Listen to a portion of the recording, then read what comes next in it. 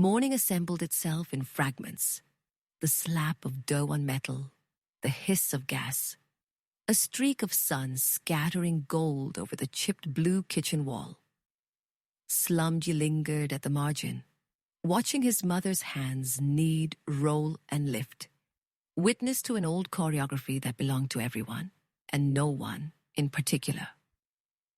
At the table, Princess Peach 2 handed a cup of tea to the wrong person, eyes glinting with mischief, as SlumG accepted it on reflex, his own name, momentarily lost in the steam. Nully and Nully hovered by the window, exchanging notebook glances and coded nods, while outside, a pair of blue pants hung like an imposter in the morning air, and the festival's first drumbeats wormed through the open pane. The kitchen, filled with flour, laughter, and quiet surveillance, became a liminal waiting room, where even SlumG felt uncertain whose hands he was borrowing for these small, ordinary rituals. Behind the threshold of blue walls and flour-smudged counters, the festival's edge began to bleed through. First as a scattering of footsteps, then as flickers of masked strangers slipping in and out of focus. Nully hunched beside a jumble of slippers at the Lost and Found, her hands sorting rubber from leather with practiced gentleness, all the while tucking emoji-marked scraps of paper into mismatched pairs. A secret language for the barefoot and the forgetful. Dan Lenning, Griot, his own face half concealed in a swirl of painted colors, prowled the kitchen's margin, offering tiny mirrors and riddled new faces to anyone who lingered too long near the spice tins. At the window, a new 11-wise pen darted across a battered notebook, notating each time a stranger left in unfamiliar shoes, her eyes following the parade of borrowed feet, as if searching for a pattern only she could read.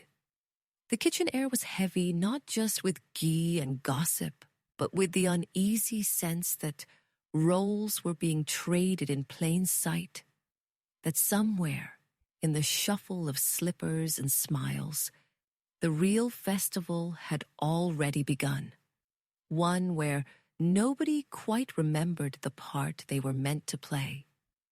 It happened in a tangle of umbrellas and color.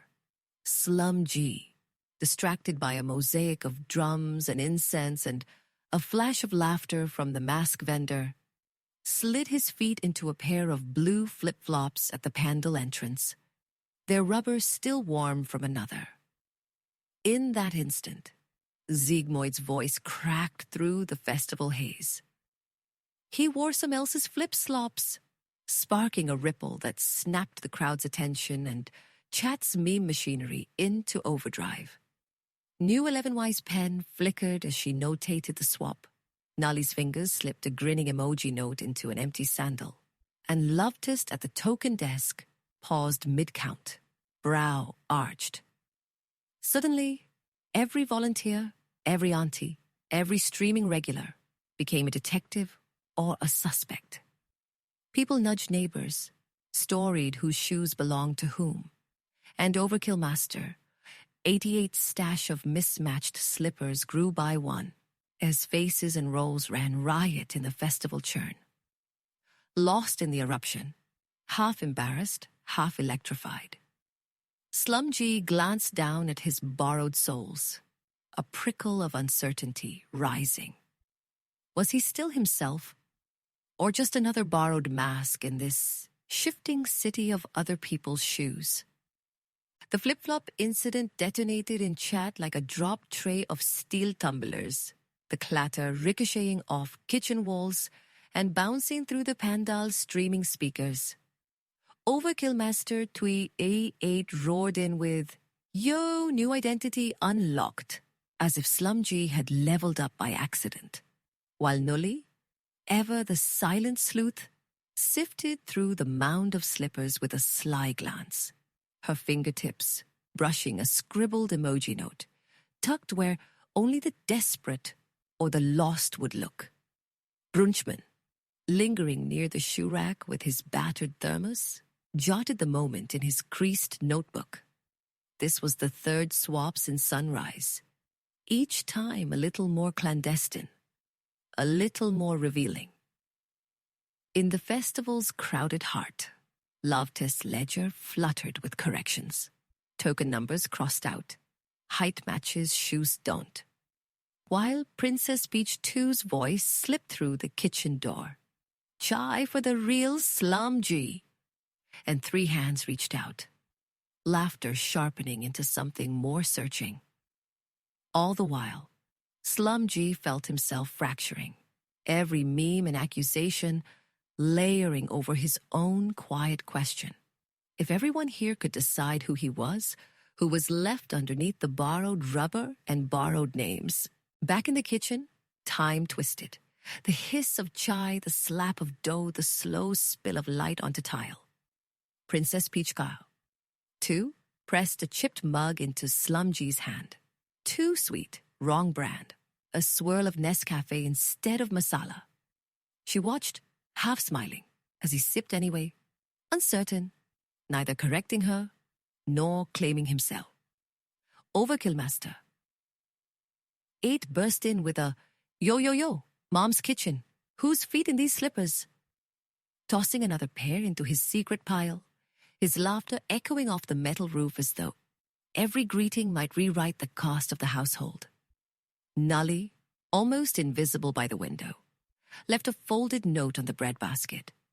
Blue-inked emoji, a trail of footprints.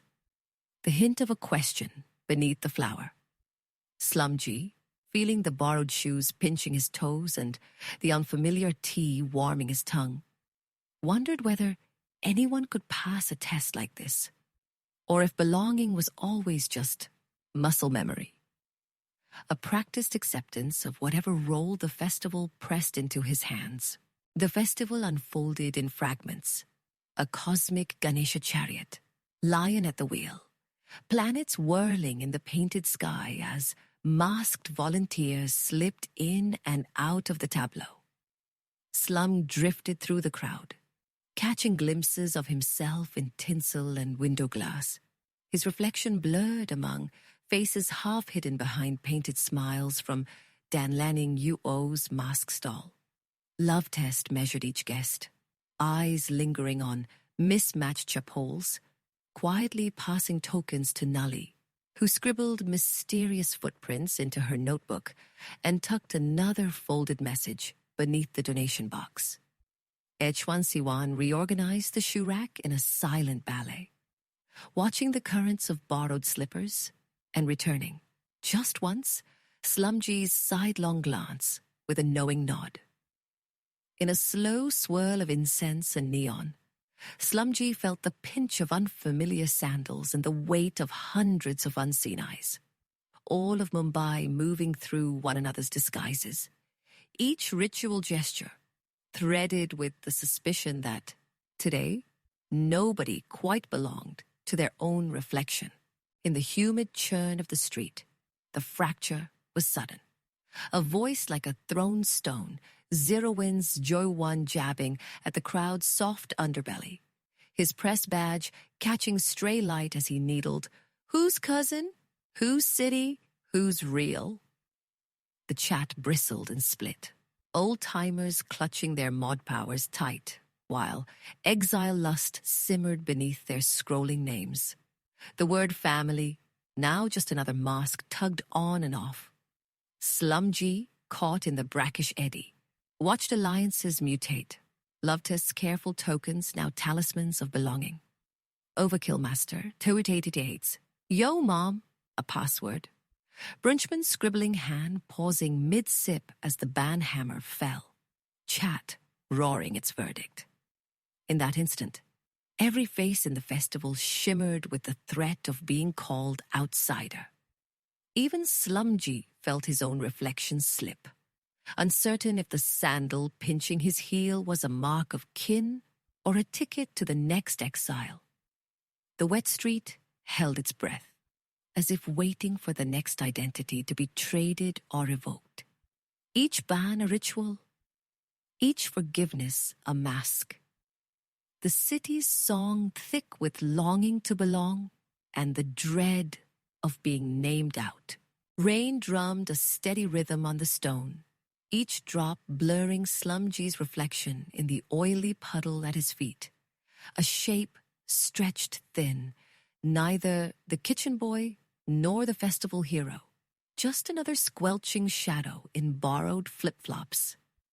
As he watched masked devotees hurry under banners and the last kitchen lights flicker out, SlumG felt every misfit gesture, the wrong tea, the wrong shoes, the laughter echoing behind him, coalesce into a single, uneasy clarity. There were no true originals here, only roles chosen and roles thrust upon you.